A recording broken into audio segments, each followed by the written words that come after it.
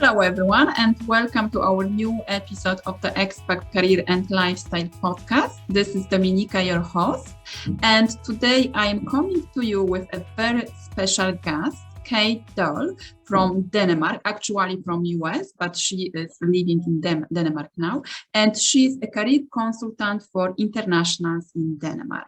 And with Kate, we are going to speak about how to craft your career as an international in Denmark and also how to find a job. So welcome, Kate. Thank you very much for being with us today.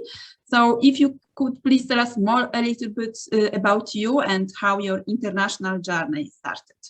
Yes. So first of all, Dominika, I just want to say thank you for inviting me to be on this podcast. And it's amazing to, to have the opportunity to talk about not only my journey, but also just, how to go about job searching as an international, or simply put, as a foreigner living in, in a foreign country. And that is specifically what I focus on in Denmark. And a bit about myself, like you said earlier, I'm an American. I like to say I'm Detroit because it sounds more, how to put it? It sounds a little bit more like strong, like to say the term like badass. Like it sounds like you're a little bit more gangster. Like, I like to make the joke that Eminem is my homeboy, etc. But anyways, but I am I come from a village outside of Detroit. Where I come from is very conservative, very religious orientated. And so to make a long story short, I didn't really fit into the community that I was in. I always felt more like an outcast. I never felt that my ideas were accepted and that they were different from what the religion was preaching. And then I met two exchange students. One was a German and one was a Dane. And they changed my life, where they accepted my ideas for who I am, and they're like, oh yeah, we totally get where you're coming from. And I was like, really? And it was the first time in my life where really I was truly accepted for who I was and my ideas. And so I came to visit Denmark, like, back in, oh my gosh, like 2007 or 8. It was years ago, where I came to visit my best friend, the exchange student from my high school, saw how Denmark was. And then I thought, wow, Europe, because it's funny, because a lot of people who think of Europe, they think of Europe as like a country, right? And I'm like, no, there's many countries within Europe as well. And so, and a lot of Americans think that way as well. So and that's how I thought of, Denmark. I was like, wow, like, Europe is great and would love to come back. And so, and what happened is that I decided during my bachelor studies to go to Germany because it was cheaper at the time due to the currency exchange rate. And so I did my study abroad, and long story short, I decided to come back to Germany to do my master's studies, because it's a lot cheaper to be a master's student in Germany than it is in the United States. And then I was doing my master's and was also doing my PhD in Flensburg. Flensburg is a town. It's the last town in Germany before you get to Denmark. It's basically the end of the earth for in Germany, whereas it's the beginning for Denmark. We like to make that joke, but anyways. So the exchange student from my high school, when I was studying in Flensburg, he invited me to this party in Denmark. It's called Festelaune. Festelaune, if you could imagine, is more like American Halloween and the Mexican Fiesta, and you put it together and you have Festelaune. Literally, it's a mix of the two, really. And that's where I now met my now husband. And so we've been together in total, we've been together now for 10 years, but we met at that party. One thing led to another. We were in a long distance. When I say long distance, it's in quotation marks, because in a Danish cultural context, a train ride 2 hours away is considered long distance, whereas in American context, that's a weekend relationship, basically. And so Yeah, and then so we were together for some time, and then what happened was, with now going into my story of coming to Denmark, my PhD wasn't going well. I was doing, how do you put it? I was a freelance English teacher as well, teaching children English, and working for various companies. I lost one of my biggest customers, and so things Mm-hmm. really weren't going well. I wasn't finding the funding for my PhD. And then a friend of mine in China told me to apply for a job there because they needed English. And this was more than 5 years ago. At that time, they needed English teachers desperately. So I applied for the position. I was offered the position, told my boyfriend then, so spoiler alert, he's now my husband. Mm-hmm. So, and so when I told him that I was going to take this position, or had the intention to, I remember him being very, silent on the phone, and I told him, well, what's up? And he told me, well, why don't you come move in with me and be with me in Denmark? And I was like, what? Like live with you? And he's like, yeah, why don't you just, why don't we take the next step in our relationship?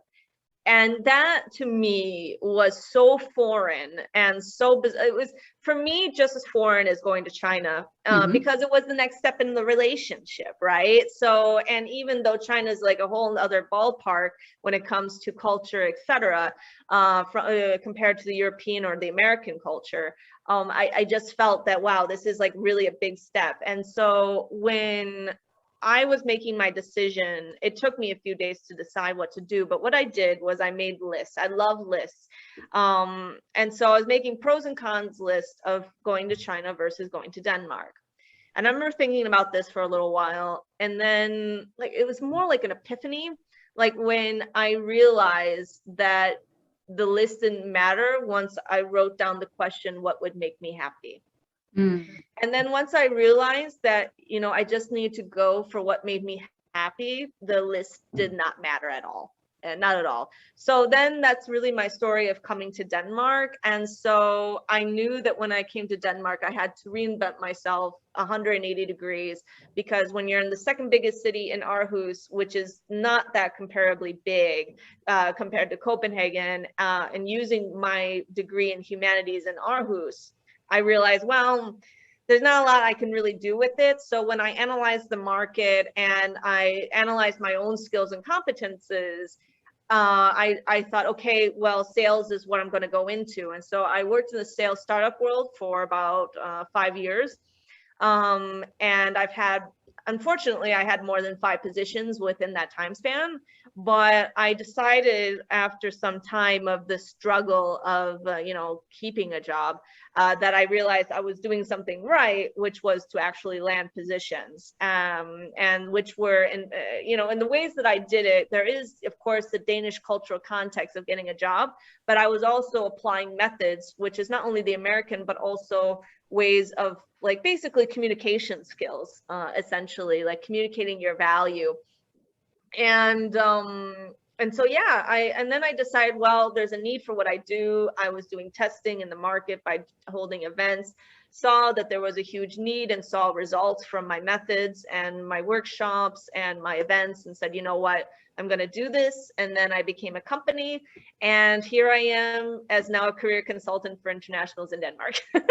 So that's a very long story, but that is, it is in a nutshell. So yeah. So what was your biggest challenge or biggest obstacle, working or looking for a job, or even living as an expat in Denmark?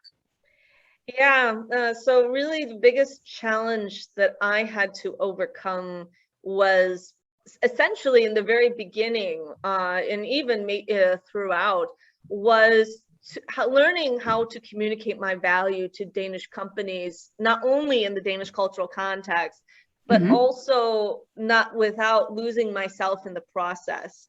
Because I think as internationals, we tend to forget that when we move to another country, right, we try to do things in the German way, the Italian way, the Slovakian way, wherever, and taking, the little tips. Of course, there's the general, what you call it, formula of job searching that's pretty global, but we tend to forget not only the cultural nuances, but when we start to put in the cultural nuances, we forget to put in who we are as people, and also as internationals, and saying, look, I have value, I have worth. I'm not going to, give up my morals and values in order to, concede 100%.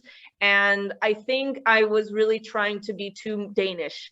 And there's this cultural context of Jentelo, actually. And what Jentelo is a Danish philosophy from, oh gosh, from the early 20th century. And the idea of this Jentelo, or law of Jente, is the idea of not bragging or boasting or thinking highly of yourself. And I think this is one of the other biggest challenges, because as an American, or as myself as an American, we want to be, how to put it, we want acceptance. We want to be told that we're doing a good job, and Danes don't do that. Like, they just expect you to do your job and get the job done, essentially. And when you're applying for a job, you need to put in your achievements, but do it in a Danish cultural context. For saying, oh, I'm not number one. Oh, like you would say, you do things as part of a team, for example, and say that you wouldn't say that yourself did this. You would say you would do it and focus in on a team aspect. And I think that was a huge challenge, is balancing this Danish cultural context without losing myself as an American. And I think it's still a challenge for me, even, having Career Denmark as my business, and I'm still struggling with that. But I still think, what I did was able to still put in my personality and say, it's okay to be American, and accept who I am, and put those things in the application, just so that then I don't concede 100% to the Danish way, but rather do things myself. Because I think as well, we're always told to do things in this Danish cultural context, but also we're told to do things that make us uncomfortable. So and that's the other thing, is like, don't ever do, that's another tip I would just give, is don't do anything that makes you uncomfortable. If it makes you uncomfortable, don't do it, because, how to put it? Yeah, you need to, of course, conform, but don't do something that makes you feel like you're, compromising your values or your chances of getting a job in Denmark. So I hope that answers everything. Not my challenge, though. Yeah. And that's, but overcoming it, it is a hard challenge in itself. But I think really how I overcame it was just saying, look, I'm just gonna be who I am, and I don't know if there's like a concrete story of that, but it was just something I kind of realized throughout the process, and saying, look, I can't conform 100%. I need to still be me throughout this process. So yeah. Yeah. So it's like knowing the culture, like adapting yourself a little bit to what are like the values, what is the story, what are the rules, but also like not losing your own identity. Exactly. Yeah. So being yourself, and like a mix of both. So like, based on your experience, like, because you have been working now with internationals for a while, so this was your challenge, like adapting, not being too Danish and not being like too American. So what do you see, like, international, like people who are coming to Denmark when they are looking for a job, like what are the challenges or mistakes maybe that they are making, what to avoid? Yeah, there's I think a lot of it is the biggest challenge, I think, for most internationals, not all, but most, is actually taking the initiative and being proactive. And what I mean, or let me give an example of that. I think in Denmark, you have normally a job ad, and you have either a telephone number or an email, or maybe there is nothing. But the point of this is that in a Danish cultural context, they expect you to take the initiative or being proactive. And the reason why is that it's very much in the Danish cultural context to do that, not only throughout your job, basically, to bring new ideas to the table, to if there's a problem, say that there's a problem, you know, and don't be afraid to speak out. And that's part of, you know, making a call to the decision maker or to the HR recruiter, is to ask questions. And I think the reason why it's a huge problem for many internationals to make a call or, you know, send an email with questions, is that there's a fear of rejectment. Or being rejected, to be quite frank. And I think that is something inherent within all of us, is that we want to be accepted. We want to, you know, have a good positive outcome, and we are afraid of something negative coming out, or an outcome that we don't like, you know, and that's just part of our nature as human beings. And my advice simply is, you know, to overcome this, you know, is simply just, you know, either pick up the phone, send an email, and just try and like learn how to analyze. Well, for one, learn how to ask the right questions. That's very important, because I think we tend to forget it's not only about, you know, targeting the application, it's about building professional relationships. That's very important, at least in a Danish cultural context, because even if it might not work out for this particular position, they could remember you, and maybe you'll get something later. Or, you know, you have a good connection with them, you connect with them on LinkedIn, and they, you know, follow your content or, you know, post or whatever, and then they find, oh, well, you know, and then they remember you still, and then they're going to, you know, maybe invite you for an interview later on down the road. So it's really about planting seeds, and that's what it is. So it's just about taking initiative, being proactive, you know, making LinkedIn posts. That's another way of being proactive, not just putting your CV out there and saying, oh, hope the LinkedIn gods that I'm going to get a job. You know, that's not how it works. You need to bring value, be proactive with LinkedIn, networking, like learn how to network online. You know, that's so important as well. And I think that is just one of the biggest obstacles. I mean, there are so many. We can talk about like Danish language as well. That is another big obstacle. Yes, and I've had so many debates about Danish language because it's so complicated. Like, it depends on your field. It depends on the city you're in. Like, if you're in Copenhagen in marketing, you probably have a bigger chance in getting a job there than you would in a town called Sonderborg, which is a very small town in southern tip of Denmark. So it's a lot more complicated than that. I firmly believe it's all about how you communicate your value, and taking initiative and being proactive, and learning how to do it in a Danish cultural context, even if your Danish is limited. So if you learn how to do that, then you're able to overcome a lot of these challenges to some degree, you know. So those are just a few of the obstacles in my opinion. So. Yeah, so for example, like when you say proactive, when I am applying for a job, I can pick up the phone and call the person who is in charge of the recruitment process and ask like more questions. Or if the number is provided, yes. Like, there in Denmark, you have to respect boundaries. If there is no telephone number, I would not go and like search for the number. You know, if there's a number provided in the job ad, do it. But that's the other thing. You need to know how to talk to a recruiter or the HR person, or versus a decision maker. And what I mean by decision maker is that it's not always the HR person. It could be someone with, let's say, IT. It could be the CTO. It could be the senior data scientist, for example. So it's not always an HR person or a recruiter that you're talking to. It will be someone sometimes within that department that is part of the hiring process too, that you can reach out to. That is very special in Denmark. That is not, it's not like that in other countries. So it is learning about how to you know, how to talk to certain people, and knowing, okay, this is who I'm talking to, you know, senior data scientist versus HR person, you know, what kind of questions am I going to ask, and how do I go about this call? So it's about learning the difference between the two, really. So yeah. Okay, yeah, learning how to communicate, online and also offline. Yeah, so networking, for example, on LinkedIn, you can contact people, you can connect with them. Yep. On LinkedIn. Exactly. Yeah. Exactly. Yeah. So like, what do you see right now? For example, someone is moving to Denmark and is thinking about applying for a job or looking for a job and is exploring like jobs, what the market is offering. So like, what are the most required skills that you have to on the Danish job market right now? Yeah, so it's funny because yeah, if you're going to go for, if I understand the question correctly, the fields that are in demand are like, as of now, like as it is in globally, like IT right now is very hot, engineering is very hot right now.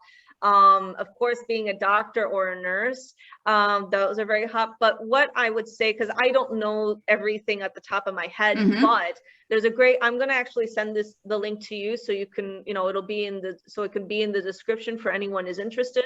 There is a website called New in Denmark, or New in Denmark, as it's registered. And you can actually look on Google even and look for Positive List Denmark. And so what the positive list is that there's actually two of them. One is called skilled labor, as one is for highly educated. And what this positive list means is that this is a list by the Danish government that says this is what we need in the Danish labor market right now. And whether you're an EU citizen or not, this is a really great tool to find out what is in the market as of now. And it's refreshed every July 1st and January 1st. And you can actually see what is in like, in demand. I've actually seen really bizarre, how to say, needs or fields. For example, I've seen priests, I've seen organists, I've those the most bizarre ones, but I have seen those on the list. There's also, I see right now bricklayers, I see like painters, like there's a lot of positions out there. But and the reason why now is that the Danish market, even like right now, even though COVID cases are currently rising right now, and we might be, going for future lockdowns again, hopefully not, crossing my fingers. There is still a high demand in the market. And so as of now, it's booming. And so, which could change, you never know with the COVID situation. But as of now, Denmark is in really big need of labor. So that doesn't matter if you're skilled or highly educated. But one thing I have to say is that you simply need a sponsor.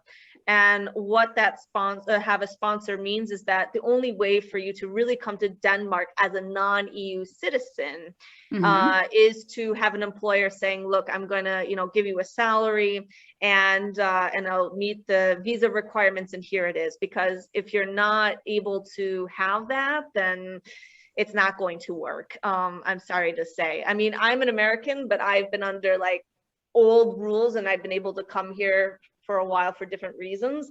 But yeah, if you're just coming here from work and are not an EU citizen, you just simply have to apply. It's for a position. It's as simple as that. Because recruiting, I'm not saying recruiting isn't big. It's just not as big as maybe in other countries like in India, United States, or in other parts of the world, where recruiting is a much more integral part than it is in in other countries. But because the labor market is so low right now and there's a huge need, that could change within the next 6 months, and I predict that. So it could, that could change. So but yeah, that would be my answer. yeah, thank you very much. Thank you for sharing the link. So please send it to me, so I will post it with the show notes. Because the question that I get like very often is, how is the job market in? Or how to look for, what are the skills, what are the most like popular jobs right now, so in this country or in this city. So this is the question, the question that I get very, very often. And also applying for visa, or companies who can help you with that. Yeah, exactly. But I want to also add regarding skills, because in Denmark, it's not only about hard skills, which is what if we're talking like, hard skills, meaning like C#, JavaScript, anything that is more technical, whereas soft skills, teamwork, teamwork, while balancing teamwork and being independent, intercultural and interpersonal communication skills, these are soft skills. And in Denmark, soft skills are also a really big part of job searching, because in Denmark, the personality has to also be the right fit. And this is a huge part of getting a job in Denmark. So, and this is where I have, could make some debates, especially with Danish career coaches as well, is that it is a huge part of job searching. And sometimes they might take someone who has less experience, than someone who has more experience, because they're simply the right fit. So it's really important to have these soft skills and to be able to balance showing your personality while being professional. And that's also, this is actually to another challenge I would actually put in. So when it comes to skills, definitely like focus on teamwork and mention communication skills, especially intercultural skills and interpersonal skills, because in Denmark, immigration is a new phenomenon in the late 20th century. I think some historians might challenge me on that as well, but I mean, it's mostly we've seen during these refugee crises, at least in Denmark, where highly educated are able to somehow get to Denmark and come here, make a new life, and then you see the the refugees or immigrants can fill in the needs and niche of where the demand meets, right? And I think it's just important, sorry, I just lost my train of thought. I was going somewhere with this, but the point is that when you need to just balance your soft skills and hard skills, and to mix and to balance those when it comes to skills in general, and not just the field and the demand, etc. So and then maybe another tip I would give is, like, when you go for certain job portals, try to put in keywords and different titles, and then see if that if you can see the needs and the demand, because sometimes what the government says is different than the actual reality, because we tend to forget as well that they only update this every 6 months, right? So they can be a little bit behind on what it is. I'll give an example, like with the COVID situation that happened in March, like a year and a half ago, and then it just, like, the job or the demand of labor plummeted, so it was a very, very high unemployment. Very high unemployment. So what they actually said at that time didn't really quite match it. So it's only a tool that you can use, right? So you need to find, use portals and find the right portals or job portals, to kind of look for your needs and niches, because in Denmark as well, there are specific portals that are, for example, that are best for sales, some for engineering, for IT, etc. So, like, use the right portals for that when you're job searching, and then find out, okay, is there really a need or is there not? And then you can kind of make analysis by, linking up the two together with what the government says and what the actual reality of the situation is. So, yeah. Yeah. So it's like doing your own research. Yeah. Researching. Yeah, and exactly.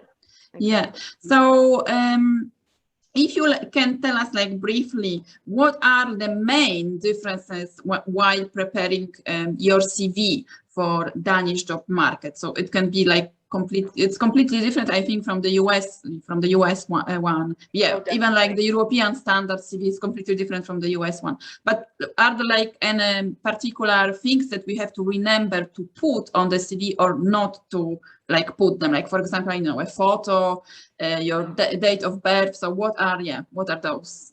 Yeah, so the one big thing in Denmark is having a photo. I actually have some critique on that and my own opinions on that. But yes, you should have a photo or professionally headshot photo done, because it also shows that to take yourself seriously, or at least it shows that it shows simply you take yourself seriously, and therefore the employer needs to take you seriously because you have taken yourself seriously. It also just it can also make a difference in saying, okay, a photo from that's professionally done versus someone who just did a back wall and just did a photo, that could be a big changer, a game changer to decide, who they're going to pick for an interview. So I definitely say, like, get a good headshot photographer that understands body language and what you want to portray to the employer. The other thing, I mean, a lot of career consultants advise, in my opinion, that they advise to put in your nationality and your birthday.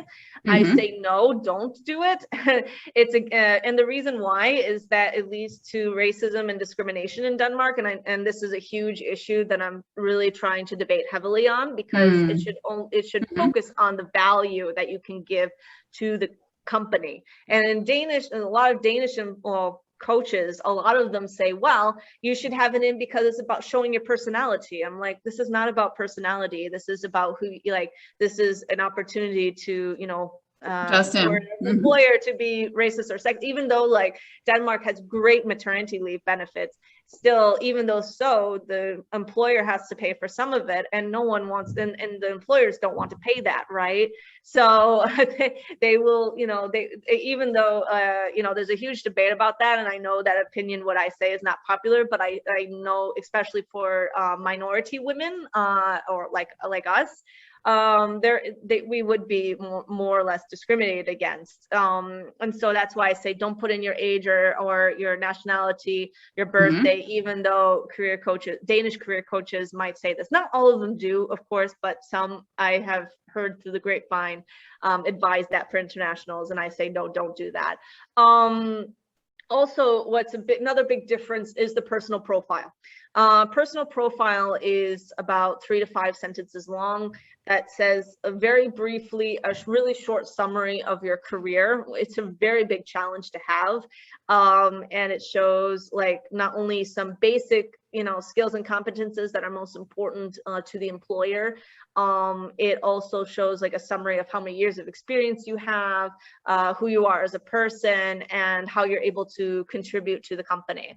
And doing that in 3 to 5 sentences is a very, very big challenge. And I actually had an interesting discussion with a Danish employer about this, and it could go, and it's an interesting way to do it, and I think it's fine that you do it either way. Like, either focus it, like, some people focus on the past, but also, like, the most important thing is, like, to make sure that you focus it on, like, how you can contribute to the company in the future.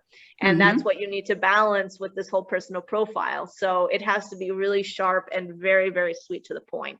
And I would say those are the main differences with the CV that you need to put in, or what is debated here in Denmark, because so yeah. So, like, in all this job search, so sometimes often we can lose our motivation because no one is getting in touch, or we are not getting answer, we are not getting invitation for interviews. So you can feel like unmotivated, or just give up and come back home. So, right.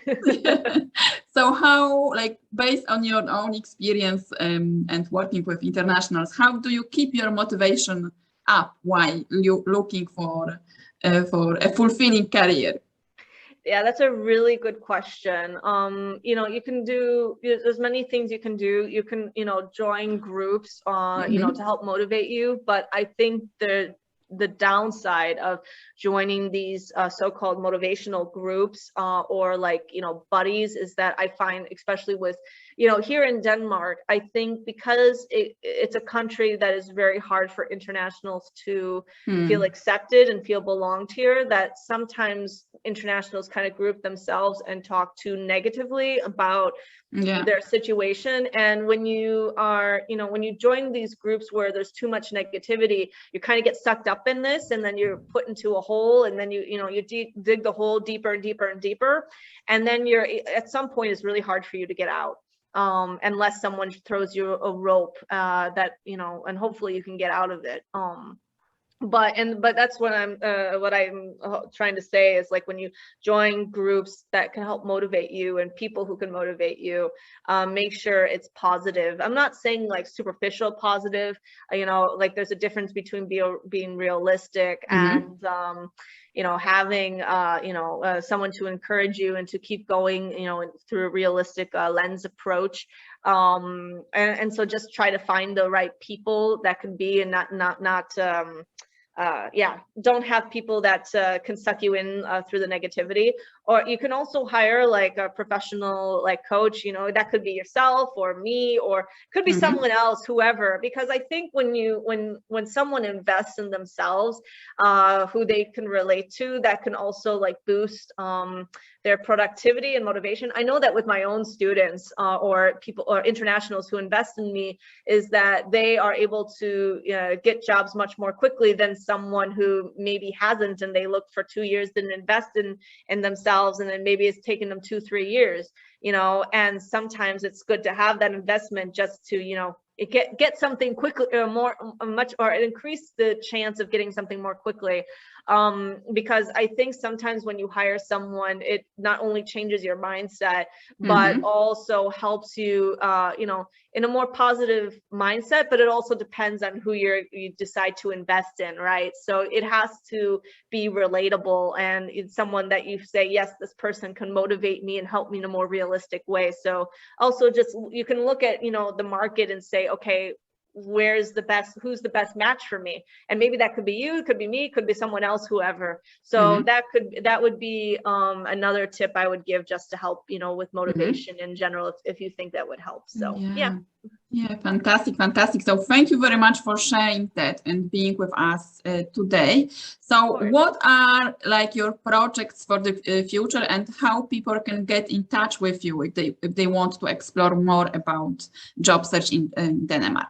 Yeah, sure. So I am, my upcoming projects are actually going to be in Copenhagen as of now, and I'm going to be in Kolding and in Aalborg in this month in November, where I'm either giving free motivational talks for those living in Denmark, and also doing courses that are funded by, I work with unions and ACASs and so on. So these are the big projects coming up this November. So if you are past November 2021 at this point and you're watching this video, you can keep following my Facebook page, Career Denmark, or LinkedIn, where I'm working with future municipalities here in Denmark, and with organizations, different ACASA. ACASA is basically an unemployment insurance system here in Denmark that you pay into, so that when you become unemployed, you can get help or money to help support you.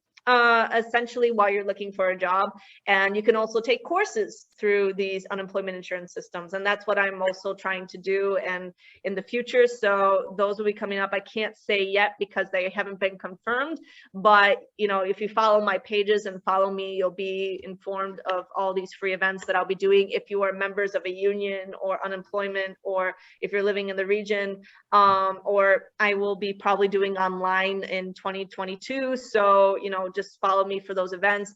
If you're interested in doing one-on-one and you're not able to come, to Copenhagen, so you can do a one-on-one session with me. Go on careerdenmark.dk and book me, and and then we can look and find different options about how we can, how I can best help you as well. So.